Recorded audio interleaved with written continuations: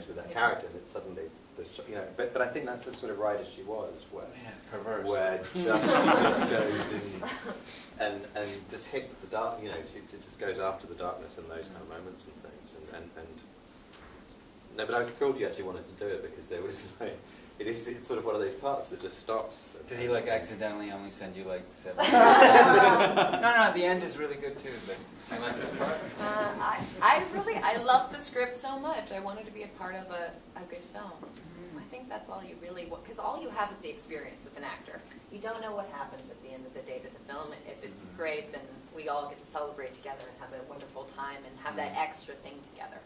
But that's all you have as an actress, and I had a wonderful time working on this film with all of them.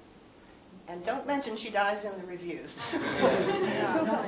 Yes, they're back there. Hello. First of all, just a couple of questions, really. First of all, Hos, in relation to this is quite a traditional Hollywood sort of drama, and is it hard to get funding for something like that, because it feels quite traditional and it's not perhaps an exercise in technique? Or yeah, I mean, it took 20 years. So and actually I mean, the reason almost for that classical style is I sort of always felt there were two things. One was just to keep that illusion of the 60s. I just thought, you know, if it is trickier with the camera and the moves are more complicated and it sort of shifts into sort of 21st century film grammar and stuff like that, you start to break that sense of where you are in the time you're in. But also I felt, even with all those big epic landscapes and the background, it's really a tiny, tiny story about 3 people. And I sort of, when you have kind of 3 actors of this quality, I just think to give the space and not to interfere really too much in terms of look at me and look at this move and look at that, and just really, be quite simple and let the performances speak. That was the intention. And yet it's very hard. It's very hard because it's a thriller and a drama, and Highsmith is tricky because she's not a thriller writer. It's very much a quiet, slow burn sort of approach, and it's about the characters, I think, as much as the tension. I guess that leads on also to the cast, the rest of you, in relation to be presented with a script like that. Does it feel like a rarity to not have something that's like a biopic or based on a historical sort of event or something like that?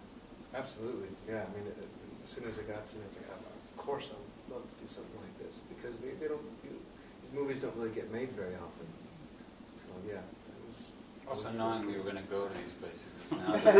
Yeah, it's exactly. I mean, you know, with the technology, you can shoot and make it look like you were in these places, but to actually be there is great. It's like an old-fashioned movie-making experience. You know, even though we were shooting with modern techniques and digital and all that, but the way it was shot, you know, from the lenses, from the camera positions, from the approach to the costumes and everything, and Haas's sensibility, it feels like you're watching one of those great old movies. You know? And even the way we spoke, and you know, we yeah, tried to get to those rhythms very carefully, and all those things are subtle. I mean, that's one of the really subtle things is the look of the movie compared to there are other movies from this period.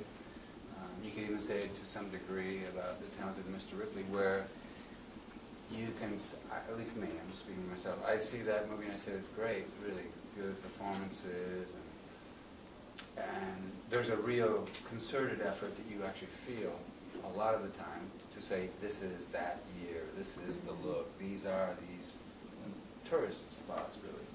And when you, for the first part of our movie up on the Acropolis, you think, okay, it's going to be like that. We're going to see all these well-known sites, and it's going to be glorious looking all the time.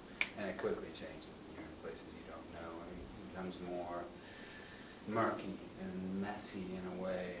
But it's always true to the period, without calling attention. It's not a bunch of postcards saying, look at this, look at that. I mean, it's an incredible dress she has on. It's incredible clothes that they're all wearing right in the beginning, and then, you know, and the way Daisy looks and the class that's there.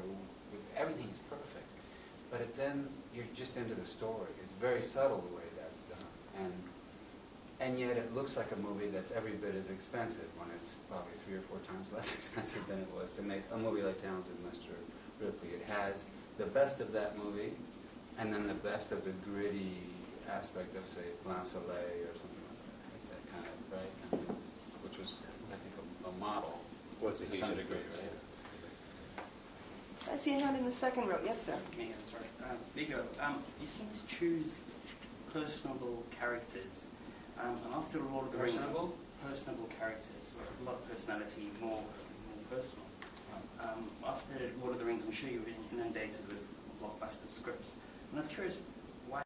You're going off and doing movies where you're speaking Arabic and movies that may not even be released in North America. You know, things like, well, if you do too many of those, and you're maybe not going to be asked to do the bigger movies. I know it's but I don't know. I'm not worried about it, and would have nothing against doing it if there was a really good story and somebody wants to ask you. A lot of times people say, why do you choose this and that? In reality, even if you become relatively well known as an actor, you really only have the power to say no. If you say yes, you have to say yes as if they want you. You know what I mean? It doesn't matter how famous you are. You know? And sometimes being well known or people have a certain idea, you can go against you. Like you might read a script and say, I want to play that woman. That's really interesting to me. I haven't done that. And they'll say, no, I don't see you that way. And then you have to fight that. So you can say no, but saying yes is a privilege that you have to be handed. It's not just there. Leading on from that, is there any truth to the rumor that you were potentially going to be cast in Man of Steel? Man of Steel, the Superman movie? Yeah. I was offered 2 different parts in that, but I couldn't do it. It wasn't available. And, yeah, I mean, it would be fun to do something like that.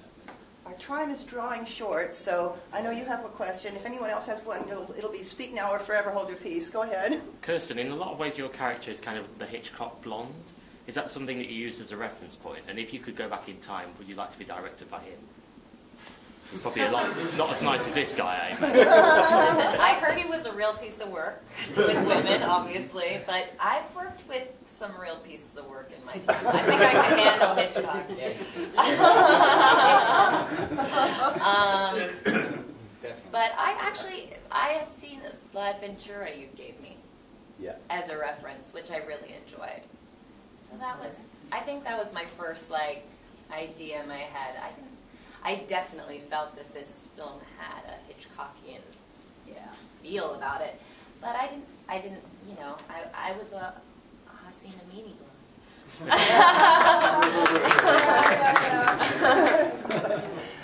Okay, I have one lady in the back. Go ahead. Kirsten, you mentioned you were given lots of bottles of raki when you were in Greece. Did you have much time to spend with your cast and getting to know them and exploring the locations you filmed at? We hung out a lot together. Yeah. Did you have lots of fun? Is there anywhere in particular that stood out to you? I feel like we always were in the hotel lobby entranceway. It was like we were either in our room or there eating meat and cheese sandwiches. Sunday afternoon orgies. The regular stuff. Yeah. Yes, sir. One last question.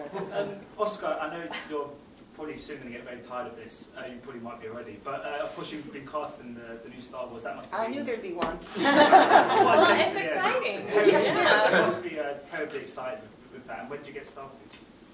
End of this month. Yeah, it's incredibly exciting because I grew up. My family, huge fans. Like my uncle and cousin, they collect the toys, and we have Star Wars parties. I put that together when you said the dress. I forgot they were doing that. Yeah, exactly. So when I told them, they had the biggest nerdgasm. He literally, there's nothing I could have possibly said or will ever say that will top. That will make them happy. That vocal, that's it. That's funny. So, yeah, it's very exciting. Yeah. Awesome. Can we allow people to take a few pictures now, shall we, before we say? But thank you very much for your time. It's been a real pleasure. Thank you.